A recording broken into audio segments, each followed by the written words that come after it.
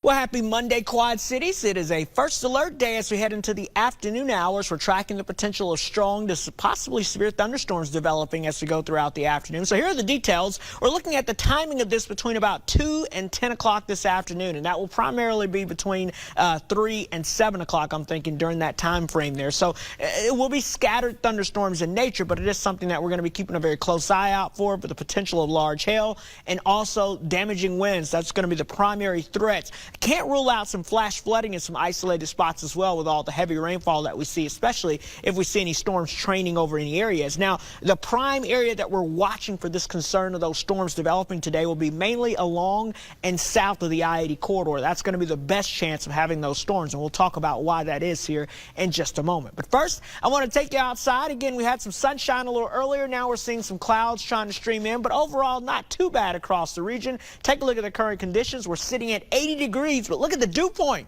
Oh my goodness, in the upper 60s. That is a very muggy and tropical air mass. The winds are out of the south now. That's a sign that that front that's been stalled out to our south all weekend has lifted to our north now. And so we're getting into that warm and very muggy air mass, and that will be the trend as we progress throughout the rest of the day. Here's a look at the showers and thunderstorms that we had overnight and early this morning. You can see mainly confined to areas along the Highway 20 and Highway 30 corridor, drifting slowly down towards the I-80 corridor towards this morning. But that's the area that saw the big storms overnight and early this morning. So the threat of severe weather is less there today as opposed to folks who did not see that rain and storm activity down to the south. Now, the radar currently, as you can see, much quieter than what we saw overnight and early this morning. So things are looking pretty good overall across the area now. But as I expand the view, we're waiting for this disturbance. You can kind of see it entering into the western half of your screen. That disturbance is going to move into this warm and muggy air mass across the area this afternoon. And that's when we do expect those showers and storms to develop. We're also tracking that deep southerly flow, so we've got a lot of tropical moisture returning right up into the area.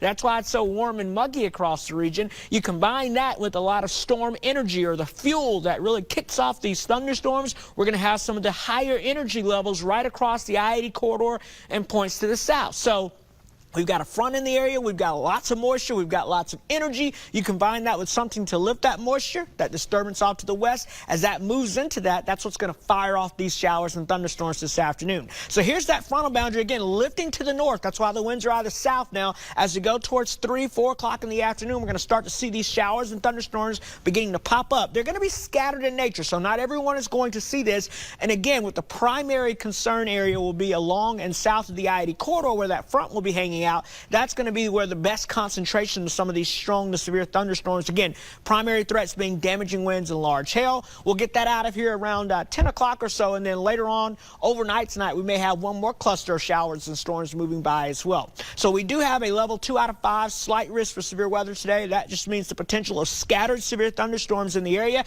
Not everyone will see them, but they will be scattered out there. Damaging winds, large hail, and again, that heavy rainfall could lead to some isolated flash flooding. Those are going to be the main primary concerns that we're watching. So keep in mind that first alert day for this afternoon, temperatures staying warm and muggy. We'll see showers and storms again tonight into early Tuesday. Then I think we quiet things down for the rest of the work week.